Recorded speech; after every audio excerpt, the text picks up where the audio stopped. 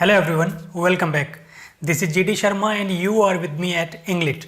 Guys, in this video we are going to talk about cultural studies, some of the key points, introduction and its origin. As this has been added by NTA-NET examination, so it is very much important from the NET examination point of view. So let's start the video. But before we go, please subscribe the channel if you are watching this video for the first time. And in between, if you feel that this video is worth watching, don't forget to give it a thumbs up. So let's start the video. As cultural studies is a distinguished area and subject of information and learning, it is very much important to know what culture meant before and what it means in cultural studies. So according to its previous uses, culture was the patterns of human activities and symbolic structures and signs, which gives significant importance to these human activities. For example, we Indians have a rich and dignified culture of greeting someone with respect. And the symbolic structure we use is either touching the feet or joining our hands. So these two signs or two structures give significant importance to this human activity of greeting someone. And if we talk about the genesis of this word culture, it derives from Latin word cultura, which means traditions or values in human societies, and colere, which means to cultivate human values in human societies. It also means to protect and to honor. However, by the end of 19th century in Europe, it underwent a change. It meant certain habits, food habits, dress habits, customs and tastes that were practiced by upper class, the elite class. And this is how the culture or the power culture takes its birth from. Now let's try to understand what culture means in cultural studies. So culture is a mode of generating meanings and ideas. And this mode is a negotiation over which meanings are valid. And these meanings are controlled and governed by power relations. And these power relations are further accelerated by elite or upper class. Elite culture controls the meaning because it controls the terms of debate. तो ये एक क्या है? It's a medium, एक medium है, एक mode है जिसकी वजह से मीनिंग्स सोसाइटी में जनरेट करके प्रोजेक्ट कर दिए जाते हैं. And certain meanings are given validity because they are practised by elite class. और ये कंट्रोल क्यों हो रहे हैं? बिकॉज जो डिबेट अगर होती है इन पे, तो वो डिबेट के टर्म्स एंड कंडीशंस भी फाइनलाइज किए जाते हैं एलीट क्लास से. एंड ये कहीं ना कहीं they are oriented by politics और governed by power or profit. So ये two factors, politics and power, they govern the culture. What kind of culture is to be projected in the society and what is to be given validity. And as such, a non-elite culture, non-elite view of life and art is referred to as tasteless, wasteful, worthless or even stupid by these elite class, elite people. So it is all about power culture, power relations, and this is where the cultural studies find its trigger to assess, to study. So two phrases, popular culture and power culture, are very much important in cultural studies. Popular culture is the target of cultural studies, and popular culture is the culture of mass. It is graffiti, it is comic books, it is popular cinema as opposed to art cinema. It is popular music as opposed to classical music. It is open spaces, amusement parks and walking in city streets as opposed to going in art galleries. Or it is the common sports, the local sports like kabaddi we have in our country, as opposed to sophisticated games or sports or elite sports like golf. So it is a culture of everyday. It is a culture of common people. It is a culture of large section of society. हालांकि these practices, these common culture, this culture of the mass, the culture of the populace were rejected as inferior, rejected as stupid, rejected as worthless, tasteless. And the culture that was projected in the society, that was directed in the society, that was practiced in the society was the culture of the elite. And for a very long time these cultures, The culture of the common people, culture of a large section of society were rejected as worthless and tasteless. They were pejoratively used and they were dismissed as poor or worthless by the elite class. Whatever elite people did became a culture. Whatever they practiced became a culture. And that culture was practiced or imposed or generated or it was marketed in the society. And the common people, they had to follow or they felt like following because they were used by the powerful people. और ये कहाँ से होता है? इसमें 2 factors काम करते हैं, politics and profit. Either it is politics oriented or it is profit oriented. जो आज हमारे यहाँ कल्चर है जिसको कि हम फॉलो करते हैं, जिसको कि large section of society follow करता है या करना पड़ता है, वो कहीं ना कहीं it is projected, it is made, produced, marketed and sold and we follow it. So upper class, elite class legitimize certain artifacts, certain habits as culture. Why M.F. Hussein's paintings are epitome of culture? Why it is so much projected? Why it is so much revered? And why not all the paintings of many other artists, the street artists perhaps, they are not considered? Why certain food habits, they are projected as rich food habits, and why not the thele wala or the chart, the local chart, they are projected? And as such there are preferences everywhere, preferences owing to politics, owing to power, owing to profit. As you can see why Rabindranath Tagore was given Nobel Prize and why not R.K. Narayan or other writers, other Indian writers. You can also see why Arundhati Roy, Nayanthara Sehgal, Jhumpa Lahiri जैसे ये लोग, इनको political favor भी मिल जाता है, इनको एक audience भी मिल जाती है, they are given prize, they are given awards as well. And why not many other significant writers? They are not even sung, they are not even heard. Why this is so? They are so worthless and they are so supreme. And you can also see why English language is given so much preference, why it is considered the standard one, why it is considered the language of the elite, the upper class, and why the local languages are denigrated. Speaking in Hindi or speaking in other local languages terms as gawar or local, unpad, and why any person speaking in English is labeled as supreme or dignified, or it is a matter of prestige. You can also see why cricket is revered, worshipped in our country. Why not all other local sports? Why not even hockey, which is termed as our national sports? Why it is cricket, which is of colonial origin? And why IPL is given so much boom and exposure? Why not county cricket of all the other countries given so much boom and exposure? There have been many counties, there have been played many counties in many countries, but no one is as popular as this IPL, because this IPL means money. You can see everything is sold on the name of IPL. Foods and dresses, cap, shirt, pants, everything which has the name IPL printed on it is sold like anything. You can also see that on the name of IPL, the practice of betting has been legalized and it is given through some app like Dream 11. Now almost all the people, all the youth particularly, they are glued to their mobile screen playing Dream 11 simultaneously, and this habit is being ingrained by a certain agency who are making huge amount of money. You can also see why J.K. Rowling's Harry Potter was given so much boom. Was it merely a novel? Was it merely a fiction, work of fiction that was read? Not. It was not just read, it was sold. Everything connected to Harry Potter, everything, comic books, pencils, rubber, stationery, everything, t-shirts, cap, everything was given the name of Harry Potter and the character's name, and it was given and it was sold like anything. So publishing industry and the local industries or other industries, they worked together to obtain huge amount of money, to obtain huge profit.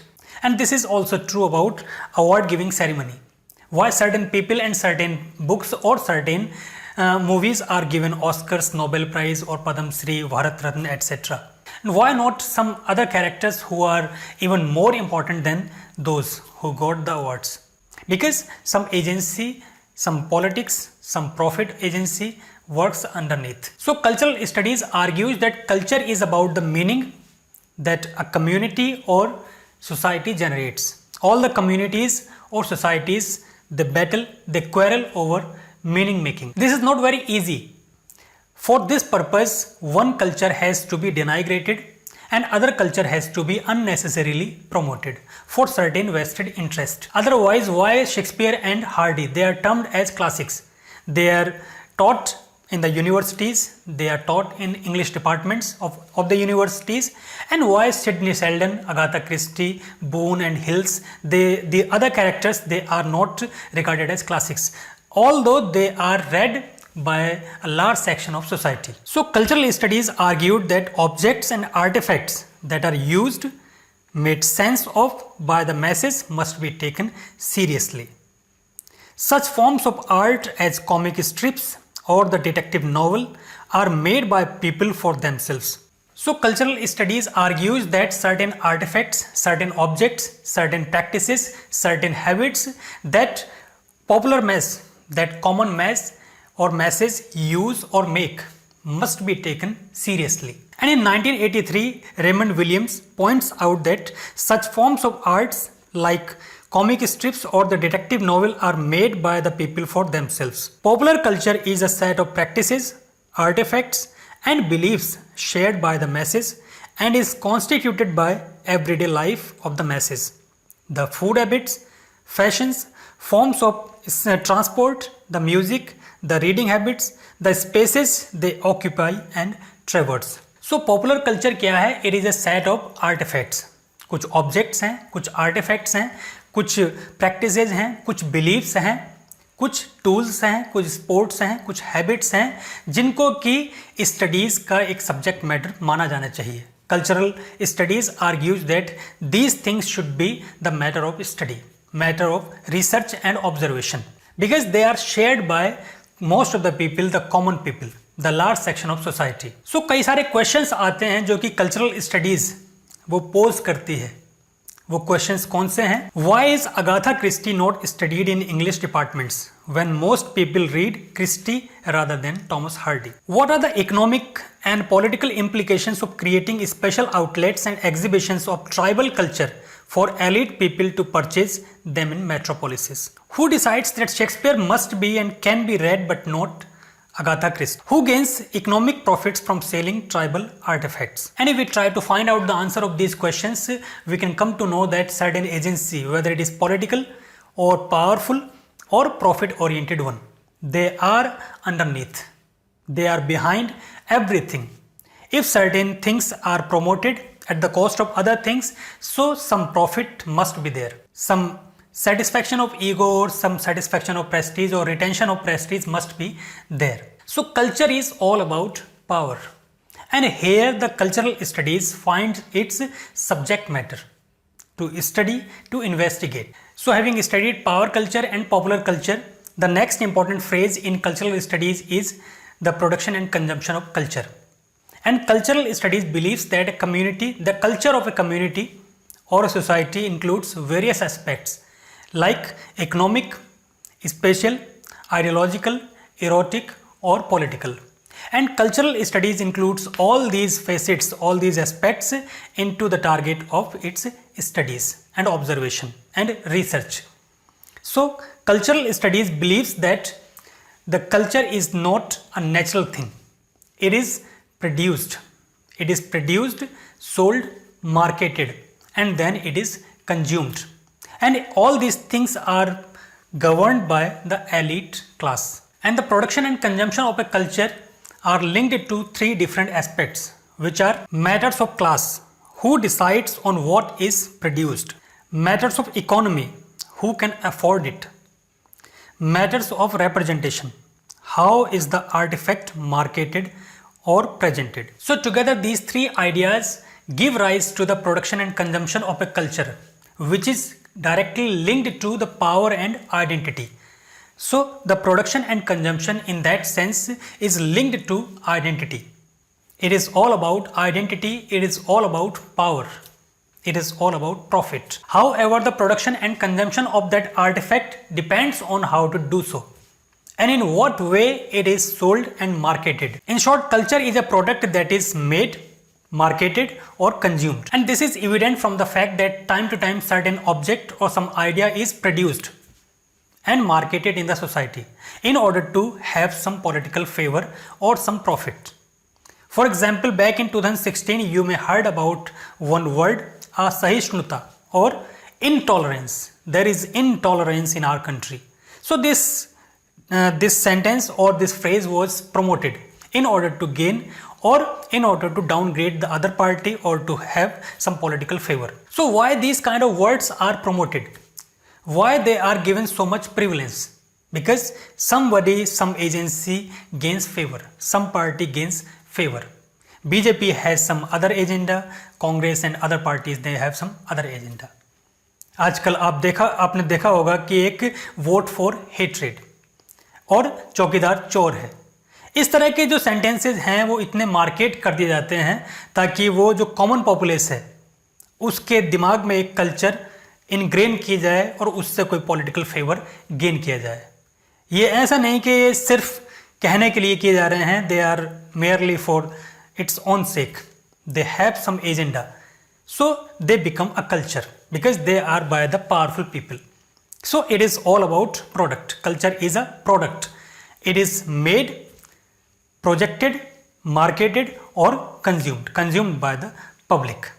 Now let's talk about the origin of cultural studies. And as we have said before that cultural studies is directly linked to the growth of popular culture in 1950s and 60s in Western societies. So more leisure hours, weekends, widespread television viewing, popular music and other states of culture, particularly among the youth, brought popular culture to the forefront. And as such, scholars started taking interest in popular culture. And in 1969, the Department of Popular Culture at Bowling Green University, USA, launched a Journal of Popular Culture. This journal brought the essays on Spider-Man comics, amusement parks, rock music, and detective novels and other such forms of popular culture to the forefront. So within the academy, these cultural anthropologists, historians and sociologists started taking keen interest in the social and cultural life, particularly those of subordinated groups such as women, African American and the colonized.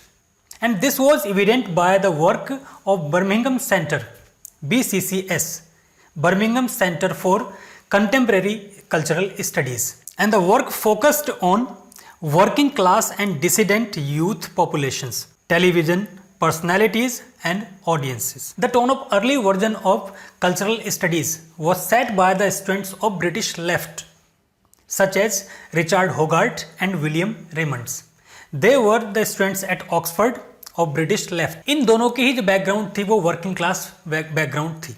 जब इन्होंने Oxford की academia उसको notice किया, perceive किया, तो ये जाना कि इनकी कल्चर का कोई ना तो रिप्रेजेंटेशन है, ना ही उस जो कल्चर है, हैबिट्स हैं, प्रैक्टिसेस हैं, इनकी जो लोकल कल्चर, इनकी जो कम्युनिटी की, उसका कोई नाम और निशान इस ऑक्सफोर्ड की जो एलिट कल्चर है, सो कॉल्ड कल्चर जो है, उसमें है. They found that there is a gap between high culture and low culture and they have been segregated, alienated from that high culture.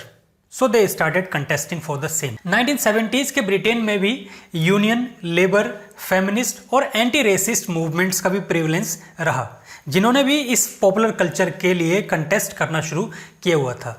उसमें एक लेस्बियन, गे जो कम्युनिटी थी, ट्रांसजेंडर जो कम्युनिटी थी, जो कि अपनी उस कल्चर को प्रमोट करने के लिए या उनकी प्रैक्टिसेस को फोरफ्रंट पर लाने के लिए जो एक लड़ाई लड़ी जा रही थी, उस पॉपुलर कल्चर ने भी इस कल्चरल स्टडीज़ को थोड़ा सा ट्रिगर कराया. However, in the rise of cultural studies, the significant or the most significant role was played by Birmingham Center for Contemporary Cultural Studies and such figures as Raymond Williams and Stuart Hall.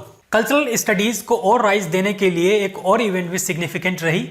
Back in the year 1982 and 87, the Open University UK offered 1 year interdisciplinary course on popular culture. The course name was U203, and this was directed by the figures like Tony Bennett, Terry Eggleton, and Raymond Williams and Stuart Hall. The course was instant success as nearly 5,000 students took admission, and it took the shape of a revolution or a movement. So it was terminated in 1987. Course stated aim was to interrogate critically the part that popular culture plays within your life. The distinction between high and low culture was untenable. One needed to see this evaluative judgment as driven by the need to obtain and retain power by the dominant classes. So the primary focus of this course was entirely on high culture versus low culture. And it was understood by the people that the popular culture was dominated by the so-called high culture or elite class culture. इस movement को further trigger Stuart hall ने अपने 2 essays की help से किया। पहला एसे 1980 में publish हुआ जिसका नाम था कल्चरल स्टडीज 2 पैराडाइम्स, जो कि रिपब्लिश हुआ था 1981 में, कल्चर और आइडियोलॉजी एंड सोशल प्रोसेस। दूसरा एसे जो कि इससे पहले पब्लिश हो गया था जिसका टाइटल था एनकोडिंग डीकोडिंग। ये पूरा एसे किस चीज पर फोकस था? How the meanings are formed particularly within the text, television soaps, songs and other cultures, and how these meanings are dominated by the powerful culture. किस तरीके से एक certain code को follow करके, certain culture को follow करके इनका meanings generate किया जाता है और project किया जाता है. So the essay was all about this. So guys, this is the video for today. Stay tuned and glued to the channel for more such videos for NTA-NET examinations. Keep learning, stay motivated. Like this video, share it among your friends and subscribe the channel. Thank you so much.